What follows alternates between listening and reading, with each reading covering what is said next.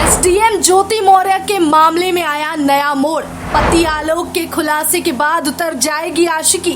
खतरे में पड़ी कमांडेंट मनीष दुबे की नौकरी। अफेयर के बाद नौकरी पर लटकी तलवार। सीएम योगी तक जा पहुंची पूरी बात। फौरन लिया गया एक्शन, जारी है जांच। बीते दिनों देश में एक नाम काफी चर्चा में आया है, वो है एसडीएम ज्योति मौर्य। वही ये महिला है जिन्होंने एक प्रतिष्ठित पद को पाने के बाद अपने पति को छोड़ दिया और अपने आशिक का हाथ थाम लिया। वहीं दूसरी तरफ पति दर दर की ठोकरें खाता रहा, लोगों से गुहार लगाता रहा और अपनी बेटी से मिलने के लिए तड़पता रहा। जब उसकी किसी ने ना सुनी तब सीधे जा पहुंचा प्रशासन के पास। सरकारी दफ्तरों के चक्कर काटते हुए अब ये खबर पहुंची है सीएम योगी के दरबार।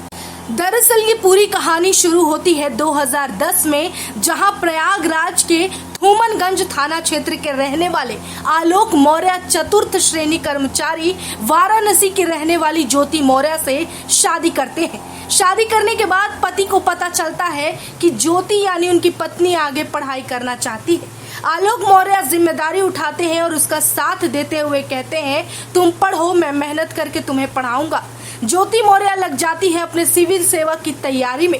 सालों बाद 2016 में यूपी लोक सेवा आयोग की पीसीएस की परीक्षा में ज्योति मौर्य पास भी हो जाती है, लेकिन उनकी रैंक 16वीं रहती है। इसके बाद ज्योति का चयन एसडीएम के पद पर होता है। जैसे ही ज्योति मौर्य एसडीएम बन जाती है, उसके बाद उनके अफेयर का पता पति को लगता है। सारे सच आने के बाद पति पत्नी के बीच काफी विवाद बढ़ जाता है। नौबत ये तक आ जाती है कि बच्ची से मिलने के लिए उसके पिता आलोक को रोका जाता है।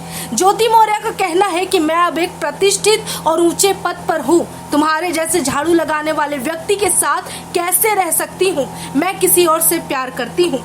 पढ़ा लिखा कर अपनी पत्नी को अधिकारी बना देना कोई आसान काम नहीं है। अगर आपको फिल्म सूर्यवंशम याद होगी तो हीरा ठाकुर ने भी ठीक इसी तरह अपनी पत्नी को पढ़ाया और अफसर बनाया था, लेकिन अब जमाना वो नहीं रहा, बल्कि दौर पूरा बदल चुका है। ये दुनिया अब नेकी कर दरिया में डाल पर चलती है। बेचारा पति लगातार कागजों को लिए इधर उधर दौड़ रहा है, दफ्तर के चक्कर काट रहा है, आंसू बहा रहा है।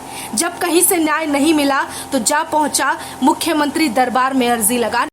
दरअसल मुख्यमंत्री दरबार से मामले की जांच के निर्देश मिले हैं, जिसके बाद होमगार्ड मुख्यालय ने प्रयागराज में तैनात डीआईजी को मामले की जांच के आदेश दिए हैं। जांच की रिपोर्ट इसी सप्ताह आनी थी, लेकिन मनीष सहित कई जिला कमांडेंट के तबादले की वजह से अब इस स्थिति में थोड़ा बदलाव आया है। अब इस रिपोर्ट को अगले सप्ताह जारी किया जाएगा।